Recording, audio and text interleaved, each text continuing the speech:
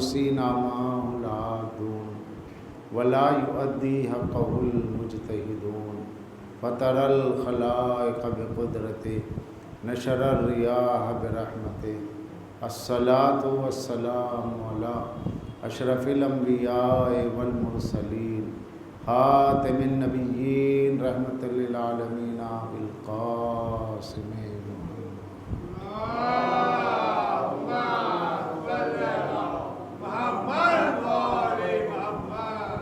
والصلاة والسلام على اہل بیتہ الطیبین الطاہرین المعصومین المظلومین الذین اذهب اللہ عنہم الرجس اہل البیت ویطہرہم تطہیرا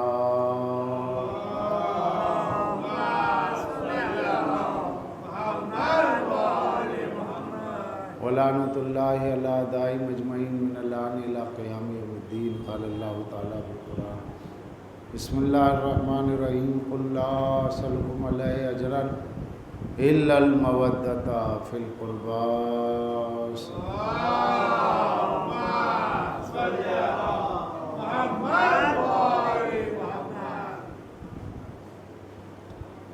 عزیزان گرامی، ارشاد رب العزت ہے، فرما دیجئے میں تم سے کچھ نہیں چاہتا اس کے کہ تم میرے اقربا میرے اہل بیت سے مودت رکھو۔ مودت اہل بیت کا بہرحال حکم دیا گیا، اور مودت اہل بیت کی یعنی اجر رسالت کا جو اللہ نے مطالبہ کیا ہے اپنے بندوں سے، اسی مطالبے کی تکمیل کا نام ہے عزائے حسین، مجلس حسین، کیونکہ یہ مجلس حسین اجر رسالت، یہ ذکر اہل بیت اجر رسالت، یہ ماتم اجر رسالت، مرثیہ نوحہ یہ سب اجر رسالت، یعنی محبت اہل بیت، مودت اہل بیت۔ اگر یہ مودت ہے تو سب کچھ ہے، ہماری زندگی، ہماری بندگی، ہمارا دین، ہمارا ایمان، ہمارا قبلہ، ہمارا کعبہ، ہماری پہچان، سب کچھ مولا حسین۔ دنیا حسین کے نام سے ہمیں جانتی ہے، دنیا علی کے نام سے ہمیں پہچانتی ہے، اور یہ وہ اعزاز ہے جو کائنات میں کسی کو نہیں ملا۔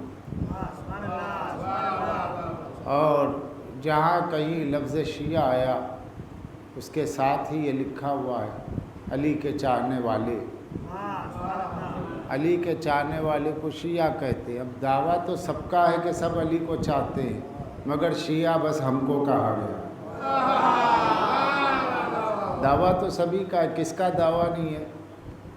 خطرناک سے خطرناک وہابی سے پوچھا جائے کہ آپ حضرت علی کو چاہتے ہیں، کیوں نہیں چاہوں گا؟ حسنین کو چاہتے کیوں نہیں چاہوں گا؟ تو دیکھیے یہاں پہ لکھا ہوا ہے جو علی کو چاہے وہ شیعہ ہے، تو کہنا میں شیعہ نہیں ہوں۔ تو شیعہ کہتے ہی اسے جو علی کو چاہے، علی کے چاہنے والے کو کوئی اور نام دیا ہی نہیں گیا ہے، شیعہ ہی دیا گیا ہے۔ اور یہ نام فرقوں نے، جماعتوں نے، مولویوں نے، محدثوں نے، مورخوں نے نہیں دیا، یہ سرکار دو عالم نے دیا۔ یا علی انت و شیعتک فی الجنہ، اے علی تم اور تمہارے شیعہ جنت میں۔ تو لفظ شیعہ قرآن میں موجود ہے، لفظ شیعہ حدیث میں موجود ہے۔ دوسرے جتنے فرقے، کسی جماعت، کسی کا نام قرآن میں نہیں، حدیث میں نہیں، مگر لفظ شیعہ موجود ہے اور بڑی پاکیزگی کے ساتھ۔ اور سورہ قصص میں اللہ نے یہ لفظ شیعہ کو جو استعمال کیا، وقت کے معصوم کے پیروکار یعنی حضرت موسیٰ کے چاہنے والوں کو اللہ نے شیعہ کہا، ھذا من شیعتی و ھذا من عدوہ، ھذا من شیعتہ ھذا من عدوہ۔ ایک موسیٰ کا شیعہ ہے اور ایک ان کا دشمن ہے۔ دشمن کو شیعہ نہیں کہا گیا، دوست کو شیعہ کہا گیا۔ موسیٰ معصوم ہے، معصوم کے دوست کو شیعہ کہتے ہیں، معصوم کے دشمن کو شیعہ نہیں کہتے۔ تو اگر آپ ڈپتھ اسٹڈی میں جائیں قدیم سے قدیم دور میں جائیں، پہلے سے پہلے چلے جائیں، تو آپ کو ملے گا سرکار دو عالم کے دور سے یہ لفظ مولا کے چاہنے والوں سے جڑا ہوا ہے۔ اور دوسرا جو لفظ ہے اس کے مقابل میں، شیعہ کے مقابل میں کیا ہے؟ ہاں، شیعہ کے مقابل میں لفظ سنی ہے۔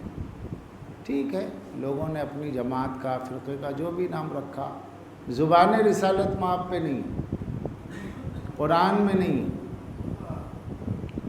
اور ہم کو اس بات کا فخر ہے کہ اگر واقعی سنی کہا جائے تو فخر ہمیں یہ ہے کہ وہ ہم ہیں، ہے، کیونکہ سنت کے معنی ہے دستور، سنت کے معنی ہے قانون، تو اللہ کے قانون پہ اور رسول اللہ کے قانون پہ عمل کرنے والے ہم ہیں۔ جو رسول کی سنت پر چلے، جو طبقہ، جو گروہ رسول اللہ کی سنت پر چلے، وہ جماعت، وہ سنت ہے، یعنی جس کا تعلق نبی کی سنت سے نہ ہو وہ جماعت بدعت ہوتی ہے، جماعت سنت۔ اب دیکھتے چلے جائیں نبی کی سنت کیا ہے، سرکار دو عالم کا طریقہ کیا ہے۔ سنت کے معنی طریقے کی، اللہ نے کہا وَلَن تَجِدَ لِسُنَّتِ اللَّهِ تَبْدِيلًا، اللہ کے طریقے میں تبدیلی نہیں، اللہ کا جو طریقہ ہے وہی ہے۔ وَلَن تَجِدَ لِسُنَّتِ اللَّهِ تَبْدِيلًا، اللہ نے فرمایا۔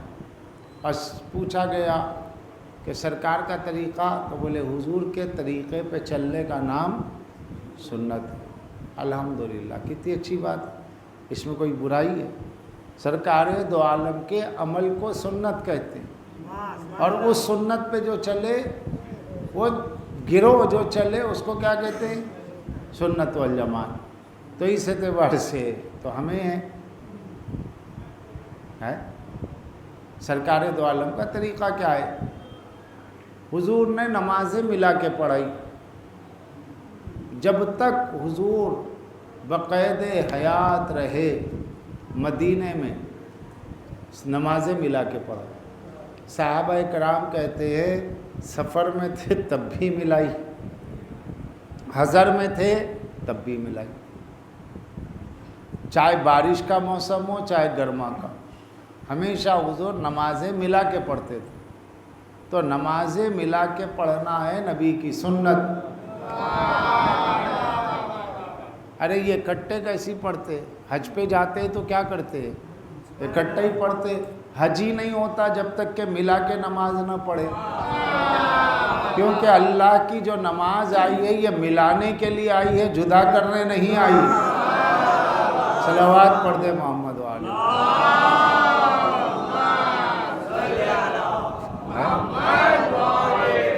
یہ جو نماز ہے سرکار دو عالم اس کو ملا کے پڑھا کرتے تھے۔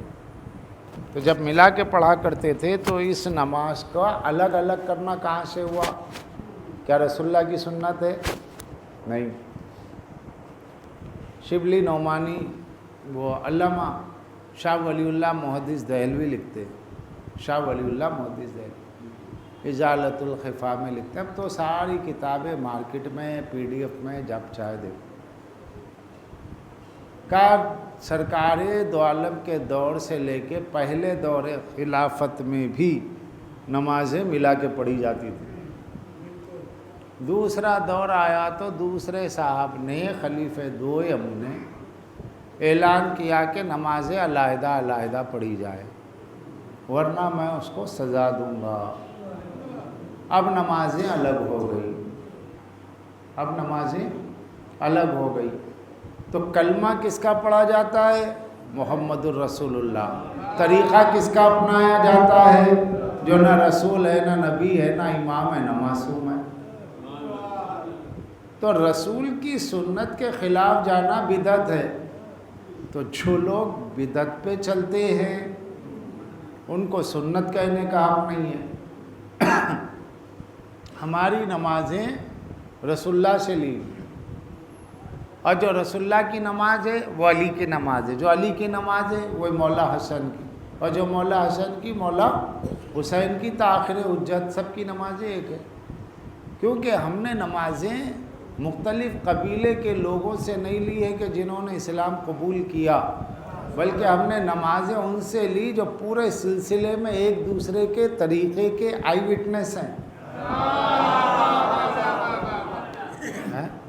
سرکار دو عالم نماز پڑھاتے جیسے ہیں. سرکار دو عالم کے جانے کے زمانے کے بعد مولا علی نے نماز پڑھائی. اب جب مولا علی نے نماز پڑھائی تو بخاری شریف میں باب الصلاۃ پہلی جلد میں ہی حدیث نمبر بلکہ 749 ہے. ترجمہ علامہ وحید الزمان کا، کیونکہ میرے پاس مارکیٹ میں بھی جا کے دیکھ لیجئے گا. مولا علی نے نماز پڑھائی، اور جب مولا علی نے نماز پڑھائی تو ان کے نماز پڑھانے کے بعد اصحاب رسول نے کہا سبحان اللہ، آج علی کے پیچھے نماز پڑھ کے رسول کی نماز یاد آ گئی. علی کے پیچھے نماز پڑھی تو رسول کی نماز یاد آ گئی.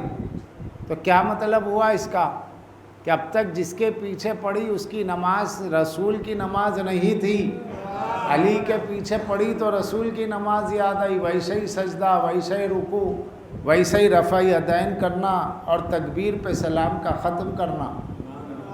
یہ جو طریقہ رسول کا وہ طریقہ علی کا ہے. اب صحابہ کی گواہی ہے کہ علی کی نماز رسول کی نماز. تو علی کے پیچھے کس نے پڑھی؟ مولا حسن نے. ان کے پیچھے کس نے پڑھی؟ مولا حسین نے. ان کے پیچھے کس نے پڑھی؟ زین العابدین نے. ان کے پیچھے کس نے پڑھی؟ مولا باقر نے. ان کے پیچھے مولا صادق نے. تا آخر حجت پورا 12 اماموں کا سلسلہ ہے نمازوں کے ملا کے اس پڑھنے کے طریقے پر. ہمارا آخری امام سرکار حجت ہے. تو الحمدللہ ہم نے الگ الگ راویوں سے نہیں لیا ہے، ان سے نمازوں کو لیا ہے کہ جو پہلے کی نماز ہے وہی آخر کی نماز ہے، جو پہلے کا روزہ ہے وہی آخر کا روزہ ہے. نہ قول میں اختلاف ہے، نہ قول میں فرق ہے، نہ فعل میں فرق ہے. 12 ہیں، قول ایک ہے، 12 ہے عمل ایک ہے. 4 ہو کے الگ الگ نہیں ہے، 12 ہو کے ایک ہے.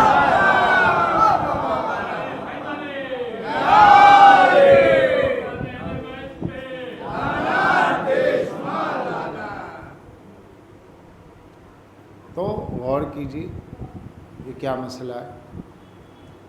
نمازیں الگ الگ کیوں کی گئی؟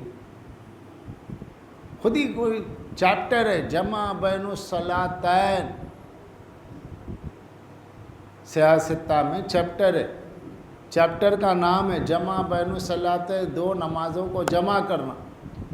جب صحابہ گواہی دے رہے تو پھر اس کے بعد کون ہے سنت پر؟ ہم نبی کی سنت پر نماز پڑھ رہے ہیں، نبی کے طریقے پہ نماز پڑھ رہے ہیں. لوگ ہنس رہے ہیں، اے دیکھو یہ کیا کر رہے ہیں. یعنی جھوٹ سچ ہو گیا، سچ جھوٹ ہو گیا. جب جھوٹے کو اپنا رہبر مانو گے تو یہی ہوگا. صلوات پڑھ دے محمد وآلہ.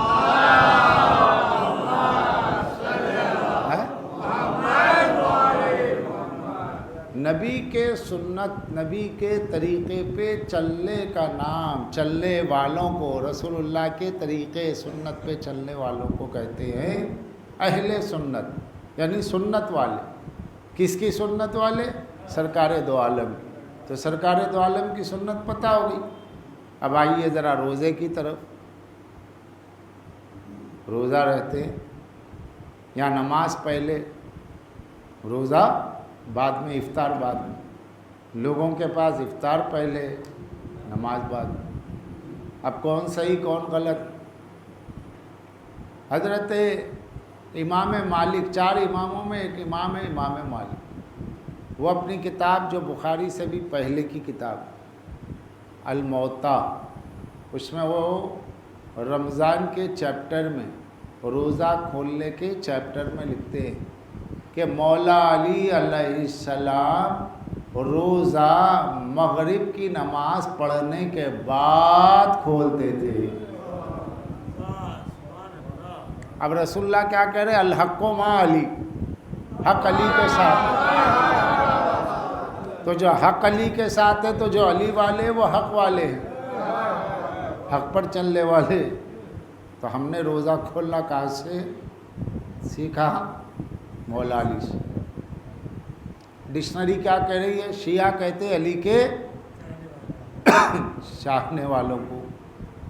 تو جب شیعہ نام ہے علی کے چاہنے والوں کا، تو علی کا اپنا طریقہ نہیں، علی کا جو طریقہ ہے وہ طریقہ تو رسول اللہ کا ہے۔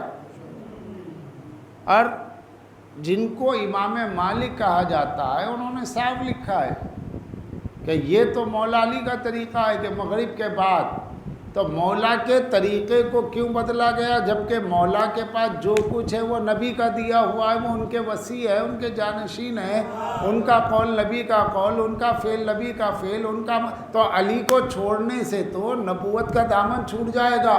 روزے کو فاقے میں بدلنا ہے تو علی کو چھوڑ دو۔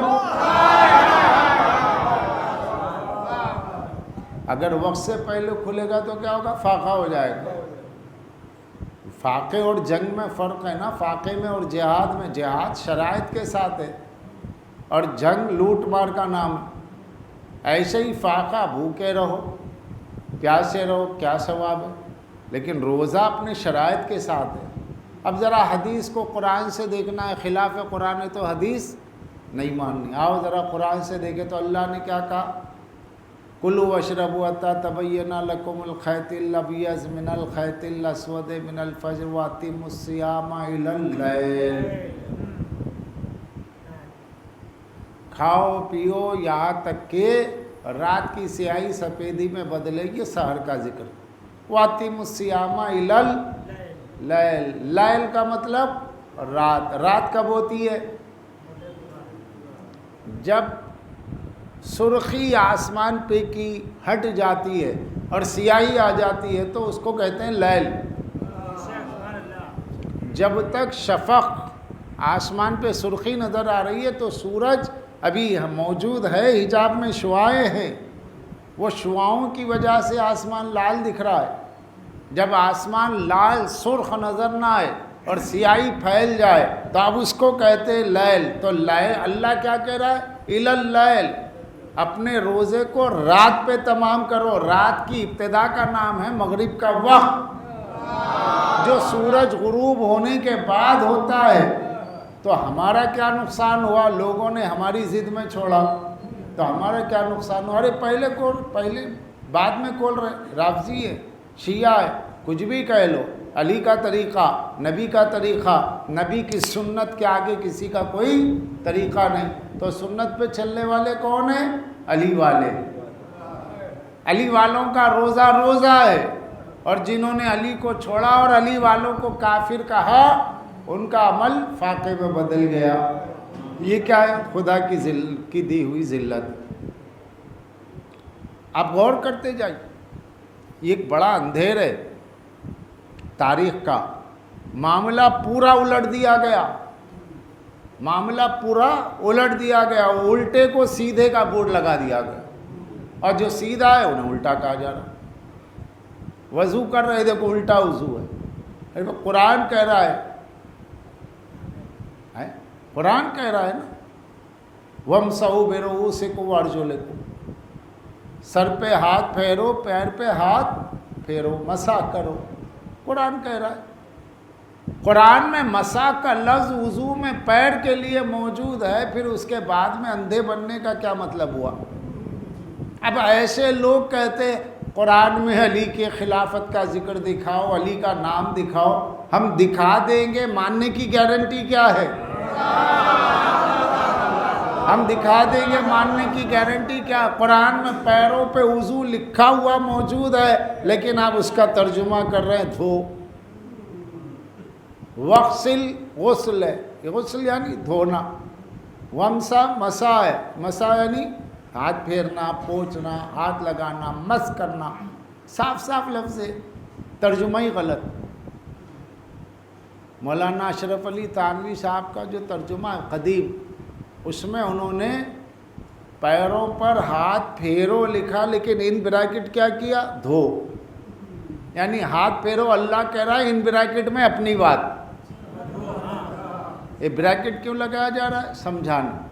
کہ اللہ جو کہہ رہا ہے یہاں پیروں پہ ہاتھ مسا کرو، تو مسا کا مطلب ہاتھ پھیرنا ہوتا ہے، تو وہ ترجمہ تو صحیح کیا، لیکن بریکٹ کیا کہہ دیا؟ بریکٹ لگا کے دھو۔ ارے اللہ کہہ رہا ہے مسا کرو، جب خود ہی ترجمہ کر رہے ہاتھ پھیرو، تو دھو کیسے ہو گیا؟ تو ایک اللہ کی بات، ایک ملا کی بات۔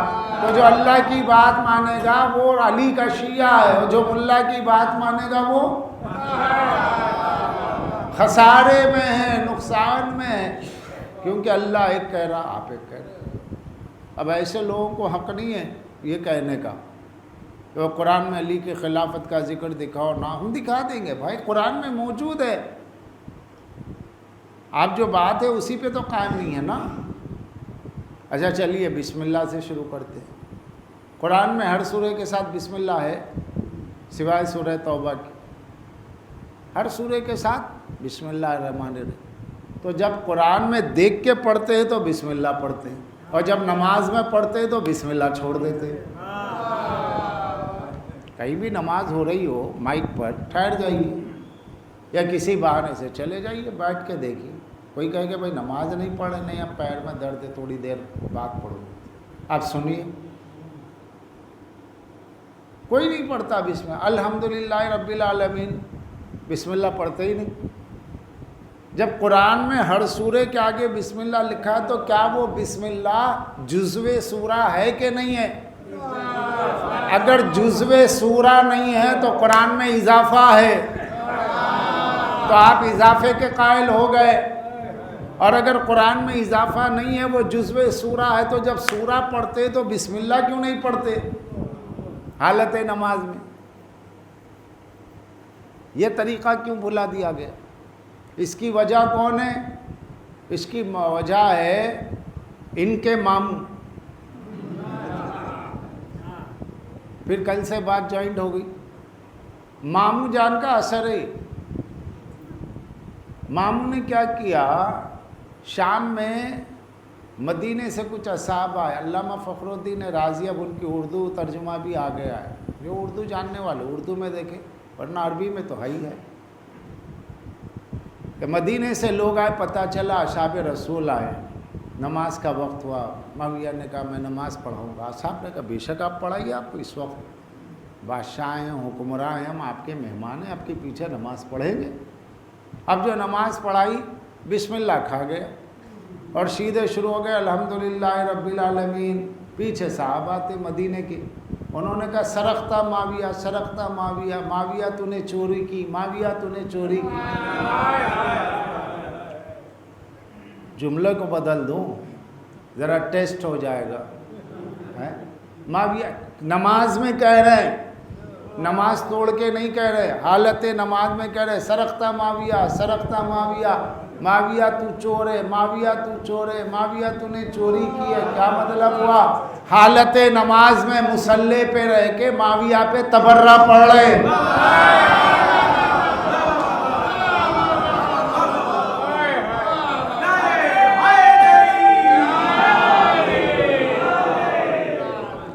تو پتہ چلا معاویہ پہ تبرہ پڑھنا وہ بھی نماز میں اصحاب کا طریقہ ہے، اور سارے صحابہ ستارے ہیں، جس کی چاہے پیروی کر لو تو شکر خدا کرو کہ ہم نماز میں نہیں کر رہے ہیں، ورنہ تو یہ حق ہمیں بھی مل جاتا ہے۔ ترکتا معاویہ۔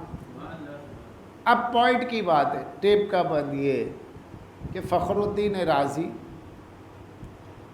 جس کو امام فخر الدین رازی کہتے ہیں علماء اسلام، علماء اسلام اس کو امام کہتے ہیں، امام فخر الدین رازی، وہ کیا لکھتا ہے؟ لکھتا ہے کہ معاویہ نے ایسے کیوں کیا؟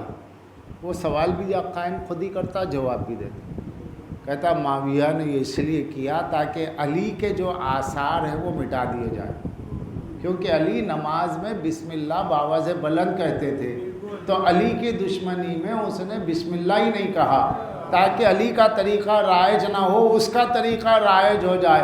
اب جتنے لوگ کہتے ہیں ہم علی کے ماننے والے ہیں، ان میں کوئی بسم اللہ نماز میں پڑھتا ہی نہیں ہے، طریقہ معاویہ کا، نعرہ علی کا، کس کے طریقے پہ چل رہے ہیں؟ معاویہ کی. اور نعرہ کیا ہے؟ ہم بھی علی کو مانتے. تو اگر مانتے ہوتے تو بھی لگتا ہی کیوں؟ ہم بھی کا مطلب یہ ہوا کہ کچھ مسئلہ ہے نا، ورنہ ہم تو نہیں کہتے کہ ہم بھی علی کو مانتے، ہم ہی مانتے، کیونکہ علی کے طریقے پہ چل رہے ہیں. تو نماز میں بسم اللہ چھوڑ. تو فرسٹ از رانگ، بسم اللہ ہی غلط. تو یہ جتنے ہوتے ہیں یہ بغیر بسم اللہ کے.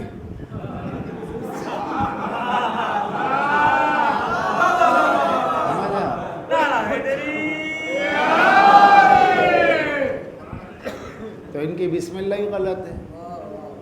اچھا بسم اللہ سے انحراف کیوں ہے؟ معاویہ کوئی ایسا نہیں تھا کہ مولا کو نہیں جانتا ہو، اجنبی تھا، اسے سب پتہ تھا، اسے سب کچھ پتہ تھا کہ علی نے کہا نا نقطۂ تحتبائے بسم اللہ. اب جب بسم اللہ پڑھیں گے تو بسم اللہ کی بے سے دماغ سیدھا نقطے پہ آئے گا، نقطے پہ آئے گا تو علی پہ جائے گا، اور علی پہ جائے گا تو میرا کیا ہوگا؟ مجھے کون پوچھے گا؟ اس نے کہا بسم اللہ ہی ہٹا دو. تو آج تک لوگ بسم اللہ نہیں پڑھتے. حنفیوں میں شافعی پڑھتے ہیں، شافعی میں ہے، حنفیوں میں نہیں ہے. اور دنیا میں کثیر تعداد، کم سے کم ہندوستان پاکستان میں 95% حنفی ہے نا. یہ والے حنبلی، یہ والے شافعی ہے، اور یہ والے مالکی ہے نا. تو وہ جو تحت السرہ یعنی ناف کے نیچے ہاتھ باندھنے والے ہیں وہ سب کے سب پرو معاویہ،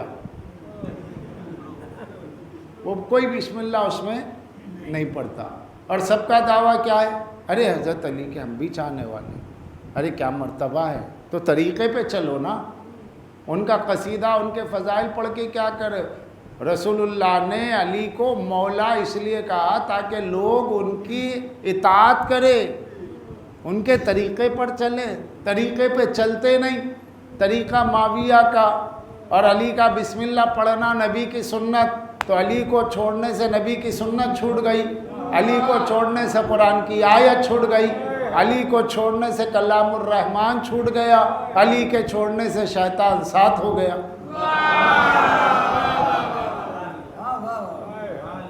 میں یہ کہنا چاہتا ہوں اہل بیت سے جن لوگوں نے مودت کا دعویٰ تو کیا مگر ان کی پیروی نہیں کی تو نقصان کس کا ہوا؟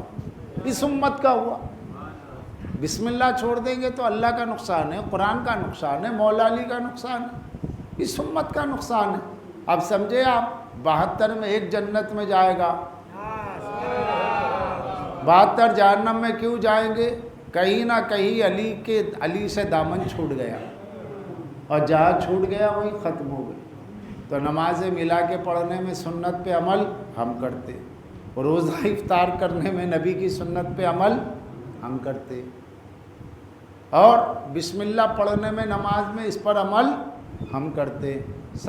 رسول اکرم کی سنتوں پہ عمل ہم کریں اور بورڈ آپ کا لگ جائے. ہم جس کا کلمہ پڑھتے ہیں انہی کی شریعت پہ چل رہے ہیں. محمد الرسول اللہ ہمارا کلمہ ہے اور سرکار دو عالم کے قانون و شریعت پہ ہم چلتے ہیں. لوگ کلمہ پڑھتے رسالت کا اور طریقے پہ چلتے سقیفہ والوں کے. جو پیشوایان سقیفہ کے طریقے پہ عمل کرے انہیں چاہیے کہ کلمہ بدل لے. ارے بھائی جب محمد الرسول اللہ کہہ رہے تو رسول اللہ کا طریقہ کہاں ہے؟ نہیں ہے تو پھر کلمہ بدل دو. ہے کلمہ رسول اللہ کا نام مت رکھو، جس کی شریعت پہ چل رہے، جس کے طریقے پہ چل رہے اس کا نام رکھو. اور جب علی کی اس طریقے کو، اہل بیت کے طریقے کو، رسول اللہ کی سنت کو چھوڑ کر لوگوں نے چلنے کی کوشش کی، یا تو آپس میں لڑ کے فنا ہو گئے یا کفار کے ہاتھ ذلیل ہو گئے. اس کا سب سے بڑا پروف کیا ہے؟ سپریم کورٹ، انڈیا کی سپریم کورٹ، مسلم پرسنل لا بورڈ ہے، بے شمار علماء پورے ہندوستان کے، عالم اسلام کے، انڈیا کا نمائندہ بورڈ. جج نے کہا دیکھو جی قرآن پورا میں نے پڑھا، حدیثیں میں نے چھان ڈالی، رسول اللہ نے ایک نشست میں ایک جگہ پر اجازت نہیں دی کہ ایک ہی وقت میں طلاق طلاق طلاق کہہ دو طلاق ہو جائے۔ یہ طریقہ اللہ کا نہیں ہے دیا ہوا، یہ قرآن کا نہیں ہے، یہ رسول کا نہیں ہے، تمہاری حدیثوں میں جج کہہ رہا ہے کہ آپ کی حدیث کی کتاب میں ہے، نہ رسول کے دور میں تھا نہ پہلے خلیفہ کے دور میں تھا، یہ دوسرے دور میں ہوا، ساری خرابی دوسرے کی ہے، یہ ساری خرابی دوسرے دور کی ہے کیونکہ دوسرا ہی بڑا خراب ہے۔ ہوا کیا؟ سپریم کورٹ میں جج نے وکیل نے کہا آئیے اپنی کتابیں آ کے جج کو بتا دیجیے، وہاں ڈیبیٹ کیجیے۔ اب اس میں بھی کیا ہے، اہل حدیث ہیں، اہل حدیث کہتے ہیں دیکھو جی ہم حدیث رسول پہ چلتے ہیں، خلیفہ ثانی ہمارے خلیفہ ہیں، ہم ان کے خلاف سن نہیں سکتے، مگر ہم ان کا کلمہ نہیں پڑھتے، ان کی شریعت پہ نہیں چلتے، وہ صحابی ہے، خلیفہ عزت ہے، مگر ہماری شریعت جو ہے شریعت مصطفیٰ ہے، لہذا ہم ٹرپل طلاق کو نہیں مانتے۔ ایک وڈرا ہو گئے۔ اب یہ لوگ ہیں عدالت کی چکریں کاٹ رہے ہیں، جج کہہ رہا مجھے کچھ لمبی تقریریں مت دو، ایک قرآن کی آیت دو، ایک رسول کا طریقہ حضور کی زبان سے تمہاری کتاب میں دکھاؤ کہ حضور نے 3 طلاق دینے کا اجازت دی ایک ہی وقت میں۔ آج تک دیوبند ندوہ کوئی وہابی کوئی غیر وہابی کوئی آ ہی نہیں سکا، جج نے فیصلہ سنا دیا آج کے بعد کوئی 3 طلاق دے کے عورت کو ستائے گا تو اسے جیل۔ یعنی پتہ چلا کہ آپ شیعوں کو ڈرا دھمکا کے کچھ بھی کہہ لیں، لیکن جب اللہ کا قانون نافذ ہے کہ بندے کا قانون نہیں چلے گا، اللہ کا قانون چلے گا۔ حیرت کی بات ہے کہ جج ہے ہندو، جج ہے مسلمان کی زبان میں کافر، تو وہ کافر مولانا کو پڑھا رہا ہے کہ طلاق ایسے نہیں دیتے ایسے دیتے۔ یہ ہے علی کو چھوڑنے کا عذاب۔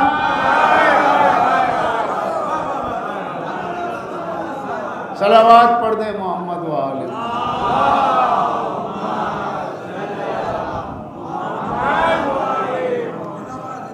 تو آپ کا طلاق کا مسئلہ دوسرے صاحب سے ملتا ہے، نماز دوسرے صاحب سے ملتی ہے، آپ نے نماز کا طریقہ دوسرے خلیفہ سے لیا، طلاق کا طریقہ دوسرے خلیفہ سے لیا، افطار دوسرے خلیفہ کا طریقہ ہے، تراویح دوسرے خلیفہ کے دور کی ایجاد ہے، تو آپ نے رسول اللہ سے لیا کیا؟ جو رسول کے طریقے پہ چلے، حضور سے کچھ لے، وہ ہے رسول کی سنت پہ چلنے والا، اور رسول کی سنت کی ضد کا نام ہے بدعت۔ طلاق کا طریقہ ہے کہ پہلے طلاق دو، مہلت، اس کے بعد رجوع کرنے کی آپ کو اجازت ہے، چاہے تو طلاق دینے کے بعد میں جو مدت ہے، جو پیریڈ ہے، اس میں رجوع کر لو، نکاح کی بھی ضرورت نہیں، لیکن اگر مدت گزر جائے اب نکاح کرو اسی عورت سے، دوسری بار ہے پھر نکاح کرو، تیسری بار ہے اب طلاق بائن ہو گئی، اب تم نے شریعت کو کھیل بنایا، اب مدت ختم ہو گئی، اب ہمیشہ کے لیے جدائی ہو جائے گی۔ یہ صحیح طریقہ ایک سائیکولوجیکل کہ دونوں کو ایک دوسرے کو سمجھنے کا موقع ملے، ہے نا؟ یہ نہیں ایک نشست میں طلاق طلاق طلاق۔ تراویح پڑھ رہا ہے کیا؟ طلاق کی تراویح ہو رہی ہے، طلاق طلاق طلاق، اور اس کے بعد میں وہ نکل گئی باہر، اب پریشان ہو گئے، چائے پینے کی پریشانی، کھانا کھانے کی پریشانی، مولوی صاحب کرنے چلے گئے، مولوی صاحب ایسا بولے گئی وہ تو گئی، ہو گیا ہو۔ اب اسے بچانے کے لیے عدالت میں گیا، کیا کروں؟ جج نے کہا نا میں اپنی بات نہیں کرتا بھائی، تیرے نبی نے طریقہ بتایا، تیرے اللہ نے کتاب میں لکھا۔ ارے تو پھر یہ کہاں سے آیا؟ فلاں سے آیا۔ تو اب جتنی بیوی سے محبت کرتا ہے، کم سے کم بیوی کی محبت میں تو اسے برا کہے گا جس نے بیوی کو چھوڑا دیا۔ یعنی اپنی بیوی کی محبت میں اس سے تبرہ ضرور کرے کہ جس نے بیوی کو چھڑا دیا، اللہ نے نہیں چھڑایا، رسول نے نہیں چھڑا۔ تو یہ 3 طلاق کا مسئلہ اب تک عدالت میں، اور وہ بھی اچھا ہوا بھائی، طلاقیں نہ 2 ہے نہ 4 ہے، 3 ہی ہے۔ طلاق 3 ہے اور ذلت بھی وہاں 3 کی ہے۔ اس لیے تو ہم یہ 30 کے آنکڑے کو بہت برا مانتے ہیں کہ بھائی اس سے جتنا بچا جائے، پتہ نہیں کون سی فتنہ لگ جائے، کون سی وبا لگ جائے، ایک کرونا کی طرح پھیل گیا طلاق طلاق طلاق۔ کیوں؟ یہ اللہ نے کسی عورت پہ ظلم کیا؟ رسول نے نہیں معاذ اللہ، جو طریقہ ہے وہ ہے۔ تو واقعاً اہل سنت تو ہم ہیں کہ نبی کی سنت پہ چل رہے ہیں، اور جو لوگ دعویٰ کرتے ہیں وہ نبی کی سنت کے خلاف جا رہے ہیں، وہ بدعت پہ چل رہے ہیں۔ ہمارے یہاں جمعہ ہے، جمعہ ہوتا ہے، جمعہ کی اذان ہوتی ہے، مگر عند المنبر نہیں ہوتی۔ تیسرے دور میں ایسا ہوا کہ جمعہ لوگ بڑھ گئے، خلیل جعفر صاحب نے کہا کہ اذان دو، کہا کہ اب کون سی اذان ہو گئی؟ تو کہا نہیں دو، لوگ جمع ہو جا رہے۔ پھر اذان دی گئی، انہوں نے اپنے دور میں جو رائج کر دیا وہ آج تک ہے۔ ایک اذان وہاں ہوتی ہے منبر پہ، ایک اذان ہوتی ہے مقام مؤذن پر، ایک اذان ہوتی ہے منبر پر۔ جب خطیب بیٹھ جائے گا تو پھر اس کے بعد سامنے اذان دی جا رہی۔ یہ کس نے نکالا بھائی؟ کیا رسول اللہ نے؟ کہا نہیں، یہ تیسرے صاحب کی ایجاد ہے۔ جو تیسرے صاحب کی ایجاد ہے اس میں جمعہ ہو گیا۔ اگر کوئی شریعت میں کمی کرے تو کیا کہتے ہیں؟ کافر۔ بڑھا دے، کافر۔ اب یہاں سب چپ ہے، شریعت بدلی جا رہی ہے اور آپ کہہ رہے رضی اللہ۔ ذرا سا اگر پرسن اللہ پہ بات آ جائے عدالت سے تو سب کھڑے ہو جاتے ہیں، اب پرسن اللہ میں مداخلت، اسلام خطرے میں۔ اسلام تو شروع سے ہی خطرے میں رہا، اسلام کا اسٹرکچر ہی بدل دیا گیا۔ سائن بورڈ اسلام کا ہے لیکن سارے کام تو اپنے، سائن بورڈ اسلام کا ہے، مال ثقیفہ کا ہے، مال ثقیفہ کا ہے، سائن بورڈ اسلام کا ہے، نام شریعت کا ہے۔ تو آج اسلام خطرے میں، ارے اسلام تو بہت پہلے سے خطرے۔ اس لیے تو کربلا میں مولا نے فرمایا کیا میں نے سنت کو بدل دیا جو تم قتل کرنے آئے ہو؟ جنہوں نے سنت کو بدل دیا ان کی بیعت کرتے رہے، اور میں آج سنت رسول کی تائید میں کھڑا ہوں تو مجھے قتل کرنے آئے ہو؟ تو پتہ چلا جو ترک سنت کرتا ہے، نبی کی سنت کے خلاف جاتا ہے، بزبان حسین وہ واجب القتل ہے۔ ہم کسی ایسے ویسے پہ تبرہ نہیں پڑھتے، اسی پہ پڑھتے ہیں جو شریعت کی زبان میں واجب القتل ہے۔ ورنہ کہ ہمیں کیا مطلب ہے نبی کی سنت کو کوئی بدل رہا ہو، ہم چپ بیٹھے رہے؟ نہیں، ہمارے امام نے بتایا با جماعت نہیں کر سکتے، فرادہ کرو۔ اہل بیت پہ ظلم ہوا وہ تو امت دیکھے نہ دیکھے ہم سے کوئی مطلب نہیں ہے، مگر اب جب شریعت کی دہائی دیتے ہیں تو شریعت بھی تو بدلی گئی۔ کہا نہیں، ان کا حکم بھی شریعت، کیونکہ اللہ کے نبی نے کہا کہ سنتی و سنت خلفائے راشدین، میری اور میرے خلفاء کی سنت پہ چلو۔ ہاں تو ٹھیک ہے، اگر رسول اللہ نے بنایا تو رسول کے خلیفہ ہے۔ کیا رسول نے بنایا؟ کہا نہیں بنایا۔ تو پھر حدیث کا مطلب کیا ہوا؟ جسے رسول بنائے وہ سنتی خلفائی ہے، جسے نبی نے بنایا ہی نہیں ہے وہ نبی کی جگہ بیٹھے گا کیسے؟ بھائی ڈاکٹر کی جگہ حجام کو بٹھا دیا جائے تو کہا صاحب وہ ڈاکٹر صاحب نہیں ہے، سرجن ہے وہ اچھے، لیکن آپ کر دیجئے کچھ۔ ارے نہیں بھائی میں تو، ارے تو کیا بات ہے، ذرا اس طرح تو چلا نہیں آتا ہے، ذرا سا چلا دیجئے۔ لوگ کہیں گے پاگل ہو گئے، خودکشی کر رہے ہیں۔ ڈاکٹر کے ہاتھ میں جو ہوتا ہے اسے پتہ ہے کہ اس کا سنبھالنا اور اس کا ضرب کیسے لگانا اور نکاسی خون کی کیسے، اور اسے کیا پتہ ہے؟ یہ تو نائی ہے، نائی کے ہاتھ میں اس طرح دیکھ کے آپ سرجن کی جگہ بٹھا رہے ہو تو چلے گا؟ کرنا ہی چلے گا. کیا ہوگا؟ ریئیکشن ایسے ہوگا موت واقع ہو جائے گی. تو روحانی طور پہ سب چلتی پھرتی لاشیں مردہ ہے، اپنے کو زندہ سمجھ رہے ہیں کہ جو علی سے وابستہ نہیں ہے، جس کا علی سے کنیکشن نہیں ہے، وہ زندہ ہی نہیں ہے. زندہ بس وہ ہے جو حسین سے وابستہ ہے. زندہ بس وہ ہے جو اہل بیت سے وابستہ ہے. زندہ بس وہ ہے جو مودت اہل بیت رکھے. الحمدللہ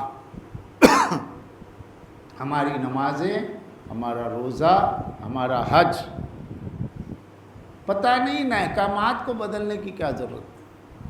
زیارت کر رہے، طواف کعبہ کر رہے، طواف زیارت، طواف النساء، کہ جب آپ گھر آ رہے ہو طواف النساء ایک طواف کر لیں، تاکہ آپ جب گھر آ جائیں آخری طواف کر کے تو اس کے بعد آپ کا اپنی زوجہ کے پاس جانا حلال ہوتا ہے. بالکل سبحان اللہ. جب تک زوجہ حلال نہیں رہتی. کہاں گئے جی؟ لاکھوں روپے خرچ کر کے حج پہ جا کے آئے، طواف النساء نہیں پتہ، یعنی طواف زیارت نہیں پتہ ہی نہیں ہے. اور یہ آنے کے بعد 4 بچے ہو گئے اور 4 بچے جوان ہوئے، ایک مولوی بنا، ایک حافظ بنا، ایک قاری بنا. یہاں سے جلوس نکلا، تعزیہ گیا، نظر پڑی، کالم دیکھا، نکاح ٹوٹ گیا. تعزیہ نکلا، نکاح ٹوٹ گیا.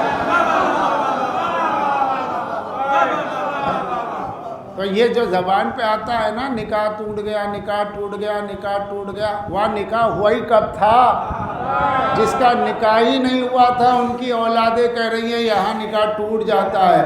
یہاں دیکھ کر کے تعظیم کرنے سے ثبوت نکاح ہوتا ہے. صلوات پڑھ دے محمد والے.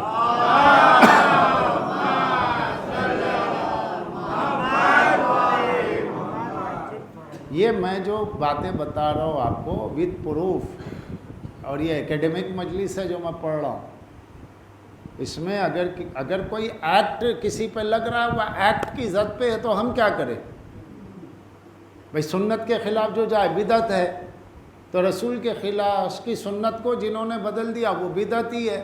کہنا تھا یہ کہ ہم اہل بدعت ہیں، اور الٹ کا الٹا کہہ رہے ہیں. سنت وہ ہے جو نبی فرمائے، سنت وہ ہے جو حضور کرے، سنت کے خلاف نہ ہو. یہاں علم نہیں سنت کے خلاف ہے، تعزیہ سنت کے خلاف ہے، علی کا ذکر سنت کے خلاف ہے. حضور صلی اللہ علیہ وسلم نے نہیں فرمایا. حضور صلی اللہ علیہ وسلم نے جو فرمایا آپ نے پورا بدل دیا. اب دکھے گا کیا؟ آئینہ الٹا کر کے دیکھ رہے، صحیح نظر نہیں آ رہا. تو یہ پورا دین منقلب کر دیا گیا، اور اسے بچایا کربلا میں حسین نے. تو اس لیے اب یہ دین حسین ہے.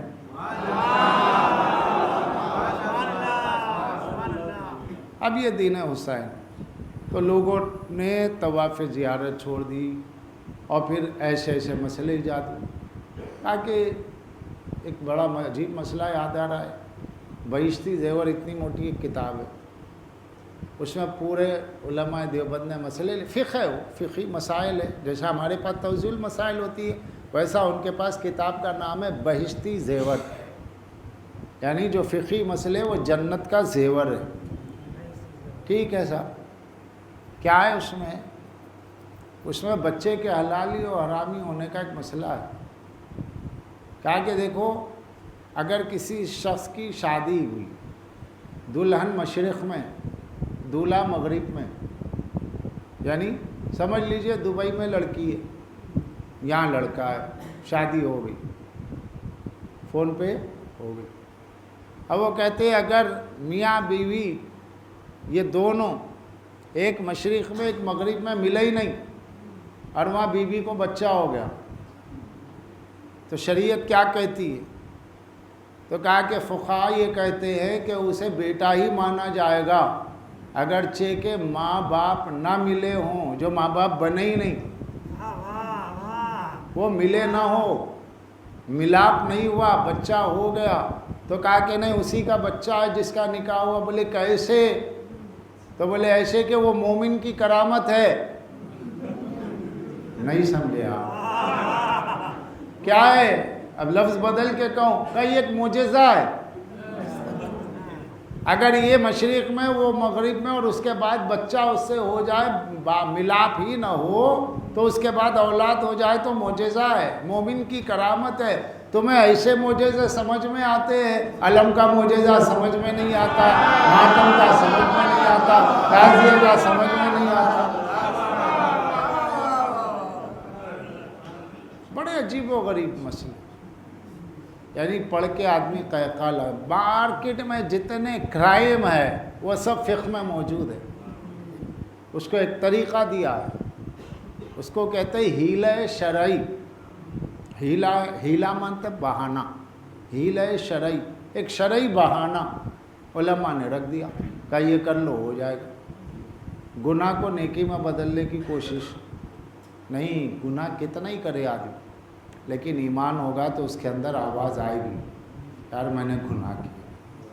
زنا پہ زنا کیا جا رہا ہے، شراب پہ شراب پیے جا رہا ہے، لیکن جب کوئی کہے تو اتنا تو مانتا ہے کہ بھائی میں غلط کر رہا ہوں، صحیح نہیں کر رہا ہوں.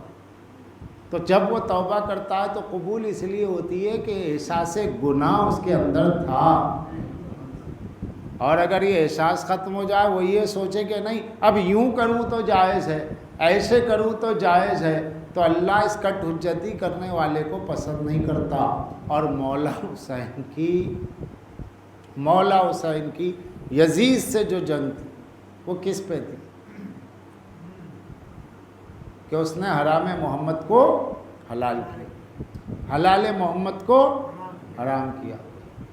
تو اب مولا نے کہا، یعنی مولا کا مقصد یہ تھا کوئی شراب پیتا ہے زندگی پر وہ جانے خدا جانے، لیکن اسے کوئی حلال کہہ دے میں گھر میں نہیں رہ سکتا.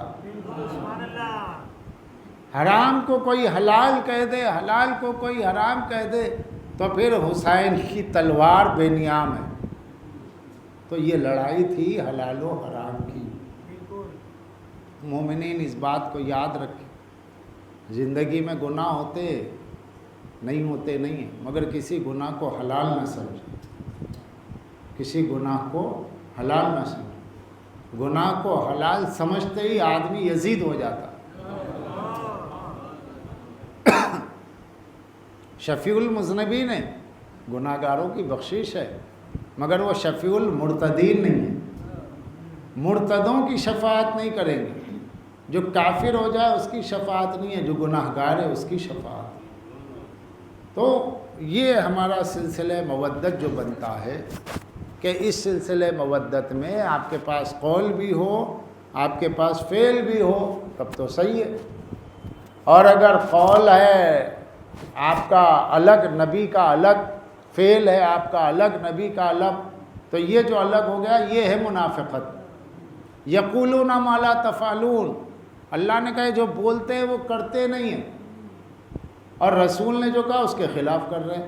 تو یہ مودت نہیں. مودت اس بات کا نام ہے کہ جس سے محبت کرتے ہو اس کے طریقے پہ چلو. یہ انسان کا نیچر ہے. کتنے بچوں کو، جوانوں کو ہم دیکھتے ہیں، وہ جس سے محبت کرتے ہیں ان کی طرح کرکٹ کھیلے. کوئی اگر کسی ہیرو سے محبت کرتا ہے تو اس کی طرح بال رکھے گا، اس کی طرح کپڑے پہنے گا. یہ نیچر ہے آدمی کا. کوئی کسی شاعر سے محبت کرتا ہے تو اس کا کلام اس کے انداز میں پڑھے گا. کوئی کسی ذاکر سے محبت کرتا ہے تو اس کا نقطہ اس کی طرح پڑھے گا. تو جو انسان جس سے محبت کرتا ہے اس کے طریقے پہ چلتا ہے. اب اگر کوئی کھیل رہا ہے اچھا جوان کرکٹ، سمجھیے کہ سورو گنگولی کی طرح کھیل رہا ہے. اسے دیکھ کے کسی نے کہا اے گنگولی، کیا دیکھ کے مار، تو اس نے تو نہیں کہا، لیکن دیکھنے والے نے کیوں کہا؟ اس کے کھیل کا انداز اس سے ملتا ہے. کسی کے بالوں کو، کسی کے ہیئر اسٹائل کو، کسی کے چلن کو دیکھ کے کہا، کسی ہیرو کا نام لے کے کہا. تو اس نے تو دعویٰ نہیں کیا میں ہیرو کو مانتا ہوں، مگر اس کا انداز بتا دیتا ہے کہ اس کا اسٹائل فلاں ہیرو سے ملتا ہے، اس کا کھیل فلاں کھلاڑی سے ملتا ہے. کیا اہل بیت کو ماننے کا اتنا بھی حق نہیں ہے کہ اہل بیت کا کوئی ایک طریقہ ایسا اپنا لو کہ دنیا دیکھ کے کہے یہ ہے امام صادق کا ماننے والا، جھوٹ نہیں کہتا، یہ مولا علی کا ماننے والا، امانت میں خیانت نہیں کرتا، یہ حسین کا ماننے والا حق کے اوپر ڈٹ جاتا ہے، مر جاتا ہے، حق کے خلاف نہیں جاتا۔ تو ہمارا کیریکٹر بولے کہ ہم اہل بیت سے مودت کرتے ہیں، کیونکہ ہمارے بچے، ہمارے چھوٹے بھائی، یہ لوگ جب اس طرح کا انداز اپناتے ہیں نا، کسی کو چاہتے ہیں تو ان کے انداز سے، اسٹائل سے ہی پتہ چل جاتا ہے کس کو مانتے ہیں۔ تو اہل بیت کے ہم جو ماننے والے ہیں تو دنیا کہے کہ شیعہ اسے کہتے ہیں بھائی، کہ لوگ جھوٹ نہیں کہتے، کیوں؟ ارے ان کے پاس امام صادق ہے، یہ حق بات پہ مر جائیں گے، یہ حق کے خلاف نہیں جا سکتے، یہ حسین کے ماننے والے ہیں۔ تو کوئی ہمارا قومی کریکٹر ہو، مختلف قوموں نے اپنا اپنا ایک نشان رکھا ہے، جیسے سکھ لوگ ہیں، ان کی کمیونٹی میں سورت سے لے کے پنجاب تک کوئی بھیک مانگتا ہوا سکھ نہیں ملے گا، سردار کبھی بھیک نہیں مانگتا، سردار بھیک نہیں مانگتا، بھیک مانگے سردار نہیں، وہ ان کی چھوٹی کمیونٹی ہے، وہ اپنے آدمی کو بھیک مانگنے نہیں دیتے، بازار میں چھریاں بیچ لے گا، کچھ بھی کرے گا، مگر بھیک نہیں مانگے گا۔ انہوں نے اپنا بنا کہا راجپوت، کاکا راجپوت صاحب جان دے دے گا، وعدے کے خلاف نہیں جائے گا۔ تو مختلف قوموں نے اپنے کیریکٹر سے ایک نام بنایا ہے، اپنا امیج۔ ہمارا کیا کیریکٹر ہے، کیا ہے بتائیے؟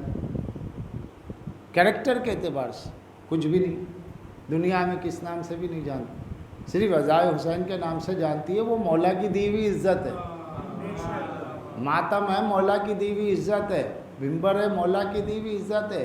لیکن ہم جب شیعہ کہہ کے اپنے کیریکٹر کو بتانا چاہے تو دنیا کیا یاد کرے گی؟ کچھ بھی نہیں ہے، تو کچھ تو ہونا چاہیے نا، الٹا ہو جائے تو مودت کے خلاف، اور صحیح چلے صحیح ہے۔ جہاں میں تبرہ فضائل پڑھتا ہوں وہاں یہ بھی ممبر کا حق ہے کہ میں کچھ باتیں اس طرح کی کہہ دوں جو سائیکولوجی کے اعتبار سے، ممبر کے اعتبار سے اور قرآن و حدیث کے اعتبار سے بالکل سند رکھتی ہے، کیونکہ اگر ہم نے اپنے مولا سے وفاداری نہیں کی تو ہماری اولاد ہم سے وفاداری نہیں کرے گی۔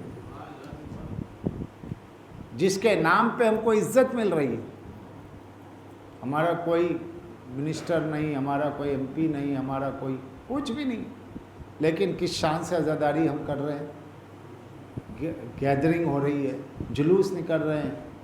کوئی ہمارا ایم ایل اے ہے یہاں سورت میں، کوئی شیعہ ایم ایل اے ہے، کوئی شیعہ ایم پی ہے، مگر جلوس نکل رہا ہے کس کی قیادت میں؟ امام زمان کی قیادت۔ تو یہ اللہ کی دی ہوئی عزت حسین کے نام پر، بس اس کو سنبھال کے چلنا ہے۔ کالا کپڑا ہو تو کبھی وقف کی جائیداد نہ کھائے، شیعہ ہو کبھی اوقافی جائیداد مت کھاؤ، شیعہ ہے کبھی مولا کی زمین نہ بیچے، شیعہ ہے کبھی مال امام شہم امام نہ کھائے۔ کتنا کھائیں؟ کھا کے پی کے مرنا ہی ہے، بھوک سے بھی مرنا ہے، کھا کے بھی مرنا ہے۔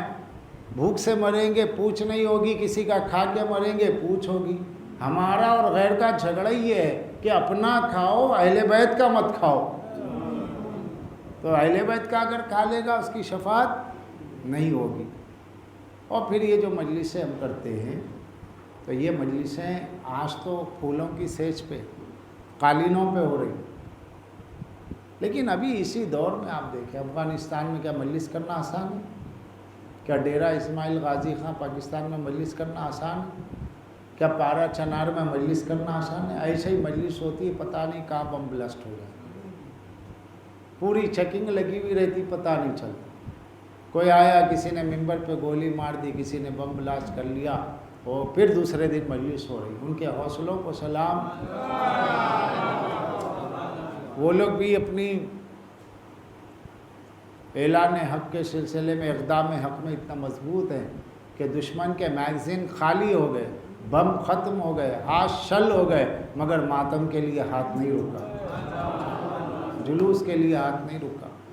ہم لوگ بہت آسانی سے مجلسیں کر رہے ہیں۔ ہندوستان، اللہ ہمارے ملک کو سلامت رکھے، کیونکہ اس ملک میں عزاداری ہو رہی ہے، تو جب تک عزاداری ہوتے رہے گی ملک بھی امن و امان میں رہے گا، اور ہمیں اس موقع سے فائدہ اٹھانا، ہماری ان مجلسوں کو حسینیت کی درسگاہ بنانا، ہماری ان مجلسوں کو حسینیت کا میڈیا بنانا، ہماری ان مجلسوں میں کچھ اہل بیت کے دشمنوں کے بارے میں، کچھ اہل بیت کے بارے میں ایسے میسج دینے کی کوشش کرنا چاہیے کہ جس سے قوم کے بچوں اور جوانوں کے اندر شہادت حسین سن کر اسلام کے حق میں ایک جذبہ پیدا ہو۔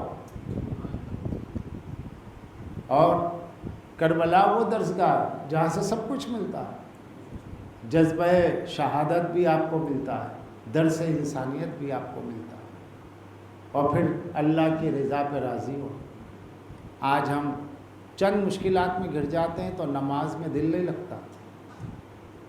میں نے سنا لوگوں کو کہتے ہوئے، قبلہ جب سے نمازیں شروع کی ہے تب سے حالات تو اور بگڑ گئے، کسی کو تیسری رکعت میں شک ہو رہا، کسی کو چوتھی رکعت میں شک ہو رہا، کوئی قرضوں میں مبتلا ہو گیا، نماز میں جی نہیں لگ رہا۔ ہائے سید سجاد، کاظم جرولی صاحب نے کتنی اچھی بات کہی، کربلا کے بعد بھی تم سید سجاد ہو، دوسرا ہوتا تو کہہ دیتا خدا کوئی نہیں۔ پوری کربلا ہو گئی اور مولا سجاد زمین پہ سر رکھے ہوئے سبحان ربی الاعلیٰ ربنا تقبل منا انک انت السمیع العلیم، یہ مولا فرمان۔ ہم ان کے ماننے والے، ہم ان کی زیارت پہ جاتے ہیں، اور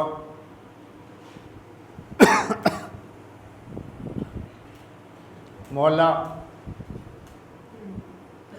جب قید خانے سے رہائی ہوئی ہے،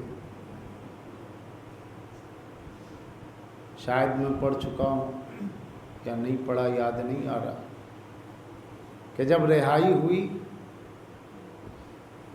تو بیویوں کی زنجیریں تو اتر گئی، مگر سید سجاد کی زنجیریں نہیں اتر رہی تھیں، طوق بھی نہیں اتر رہا تھا، گلے کا طوق، کمر کا لنگر۔ ہوا یہ تھا کہ زنگ آلود ہو گئی تھی زنجیر کی کڑیاں، کھل نہیں رہی۔ زندان بان نے جا کے یزید سے کہا، وزیر سے کہا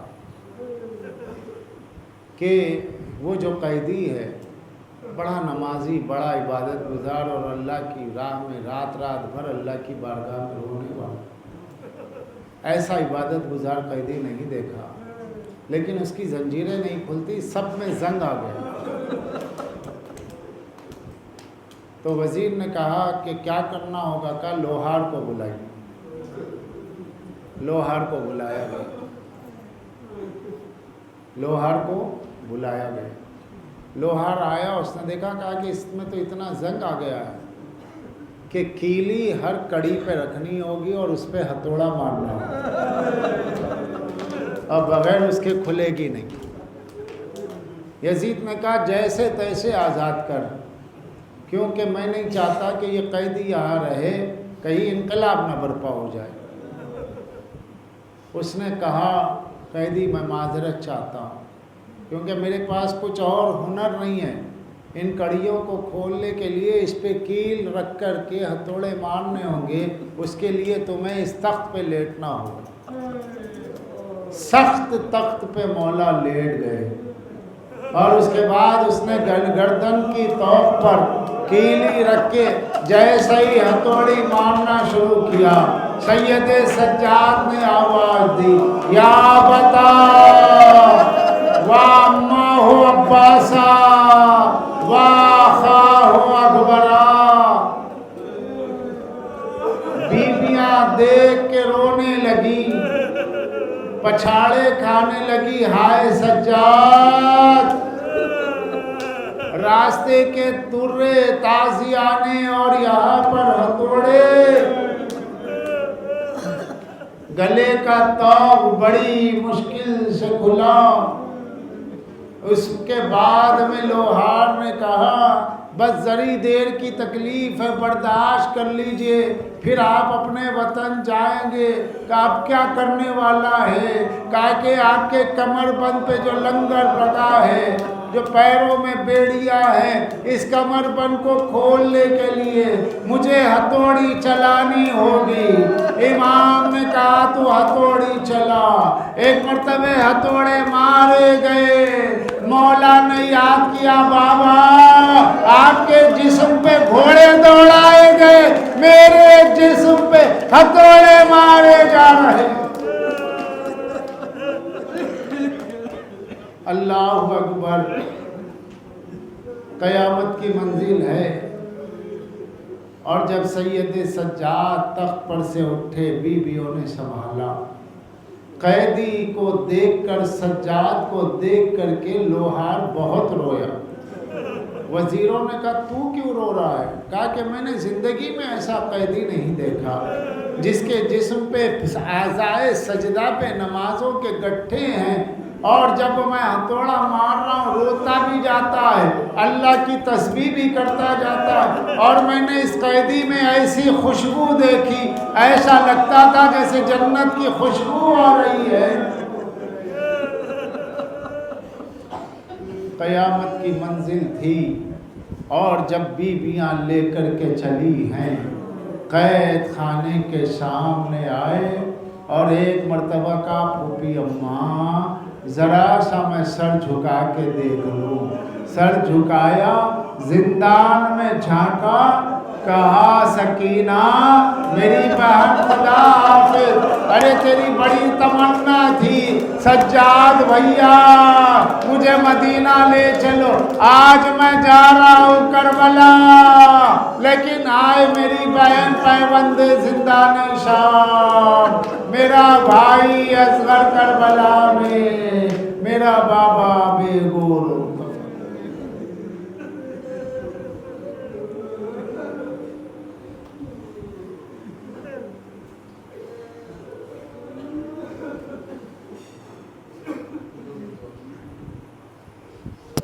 وَسَيَعْلَمُ الَّذِينَ ظَلَمُوا أَيَّ يَوْمٍ